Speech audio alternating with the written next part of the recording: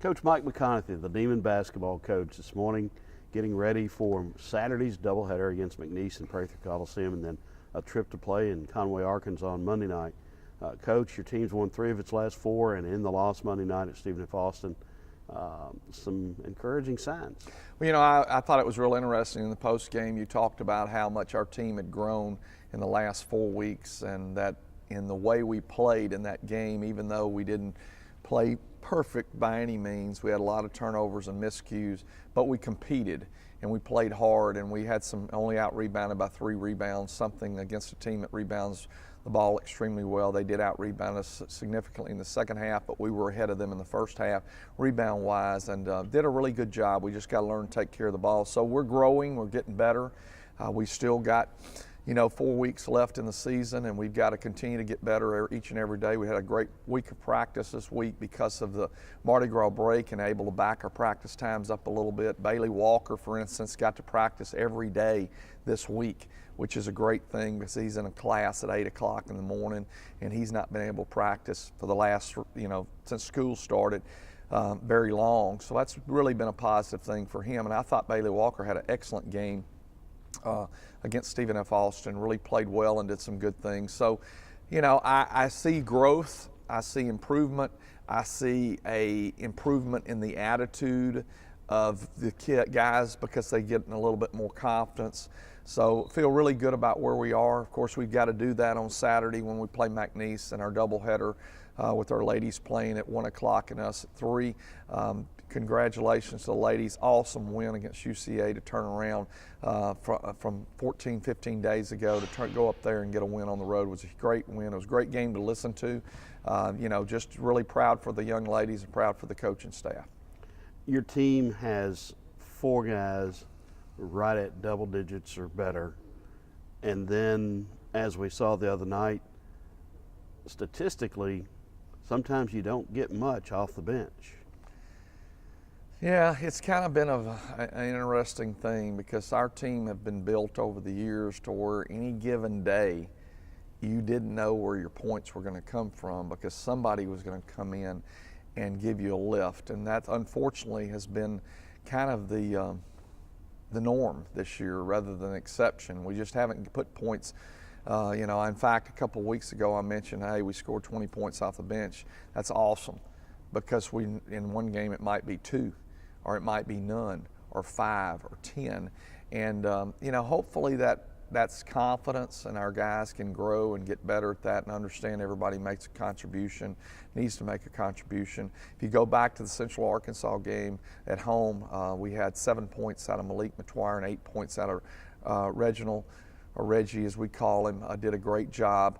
So that's something that we've got to have, and that makes a big difference. But that takes place every day, a practice of trying to get yourself in a position to where you can make a contribution to score. Yet, this team has had 7 different players score 20 points or more in a game. Yeah, that is kind of amazing. We do have the potential. We just need to get it all on the same page, and I'm hoping as the games move along this year we'll get it all on the same page each and every day. As your team was trending positively with some very hard-fought, bitter losses, maybe the most bitter was down in Lake Charles a couple weeks ago when the Cowboys pulled out a last-minute win. Your team came back, took the lead in the last minute, and lost it in the last 15 seconds. Reflect on that game as to what bearing it has on Saturday afternoon's matchup.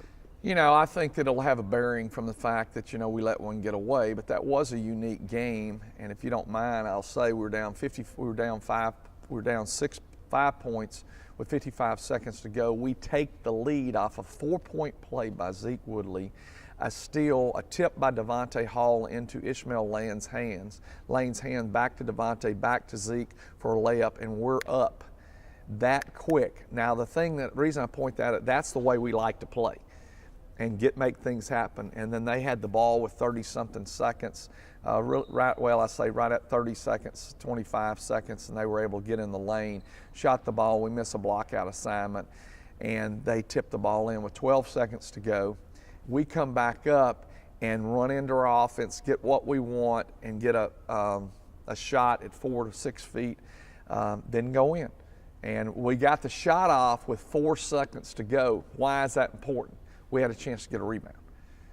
You know, they did a job of blocking out. We didn't do the job of blocking out on the other end. The interesting thing is 5 of our Northwestern Jersey were in the lane in that situation. They got inside of us and got the tip in. They had 2 guys standing out at 25 feet watching, and they had enough in there, enough firepower in there to get the ball and put it back in. That did really kind of sting, and I saw something for the first time on tape yesterday when we were going over quality plays and areas of improvement that Coach Lewitt puts together. A lot of frustration when we didn't get that ball and get that win. That was positive because we were able to then take that to the next game against Nichols, and even though we got down by double digits in that game, we came back and were able to win the ball game. So that was very, very important. Saturday you play a McNeese team that has struggled mightily on the road, but a McNeese team that comes in here with Dave Simmons and his coaching staff that you have great admiration for, and a team that's a young, talented team. So what can we look for Saturday? Well, one of the things is they beat us at their place. Therefore, they haven't played anybody else at home.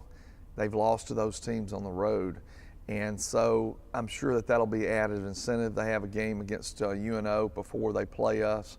They're trying to return a favor there. Mark Schlester and the UNO Privateers beat them handily in Lake Charles. So not Lake Charles, in New Orleans, and now they're at home in Lake Charles. But I mean, I know they'll be prepared, and Coach Simmons does a great job.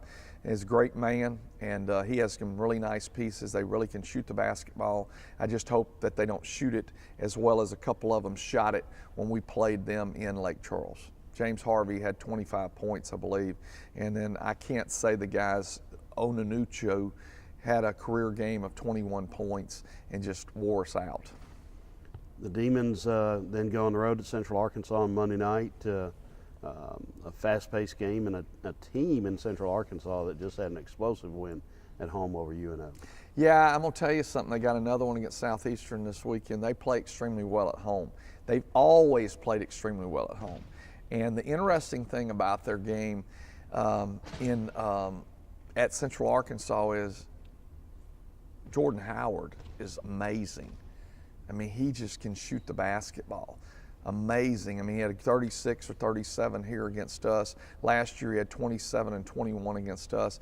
He only had 24 in their last outing against Southeastern, but he had 30-something against UNO, playing really good basketball. But to be able to compete with UCA in Conway, you have to be able to score the basketball. If you can't score the basketball, you're in trouble because they're going to score. And they've really got some nice pieces that have the capability of scoring. And we're just going to have to be in a position where we can defend, try to contest shots, rebound the ball, and us be able to score like they score to put ourselves in a position to win that game.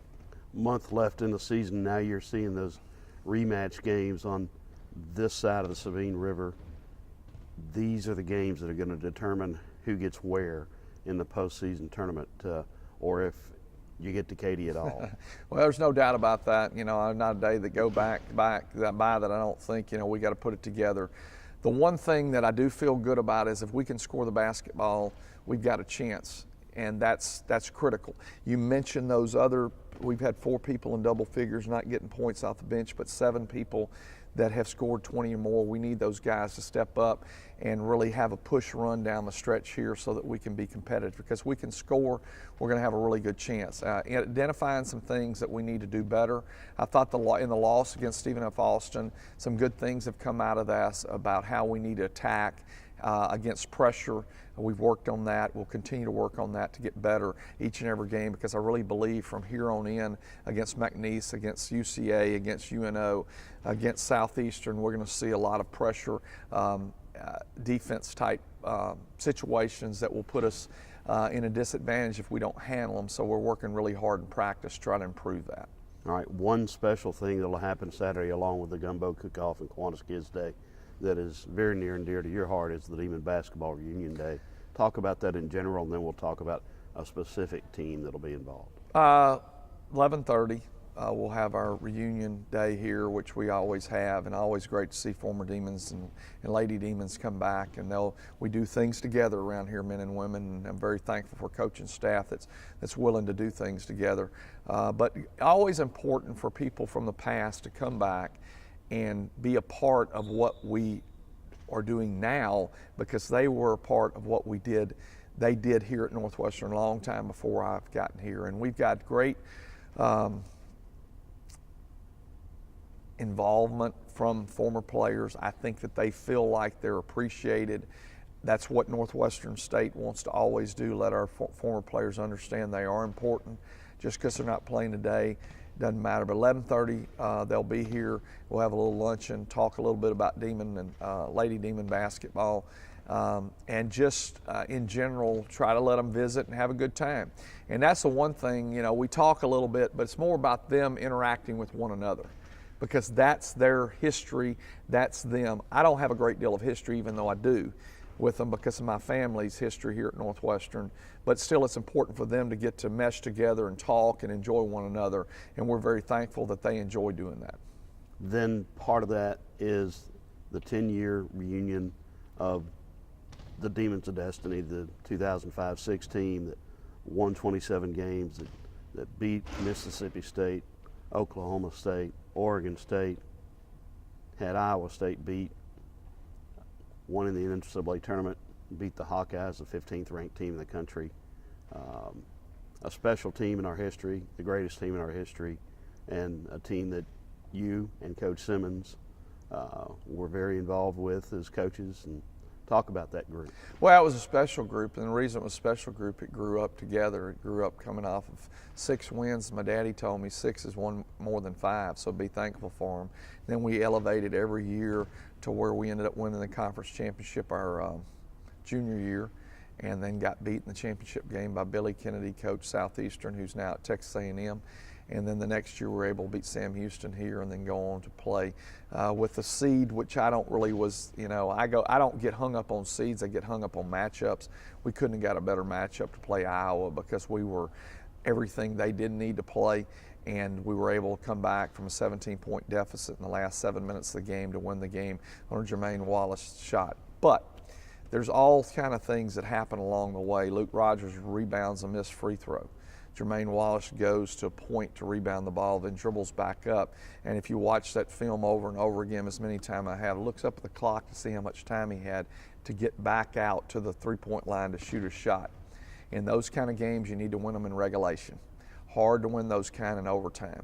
So, you know, you get one shot at it, you get it, because it's going to be tough to win them. And that was an example of him recognizing what's going on and getting the win. And then the celebration after that, you know, I joke about that again, when we beat Oklahoma State at Oklahoma State that year, I called timeout with 4.8 seconds to go, and I said, hey guys, when we win this game, we need to walk down there to Coach Eddie Sutton and his team and shake his hand and act like we were supposed to have won this game. At the Iowa game, I didn't have time to call timeout, because, I mean, they went crazy, running all over the gym. And but that's what March Madness is about a Cinderella team trying to get a win to go on that year. George Mason was in the Final Four. Example, there was a lot of upsets that year. It was really a unique year. I think that you're going to continue to see that because of parity, and you've seen it over the last 5 to 7 years with Butler getting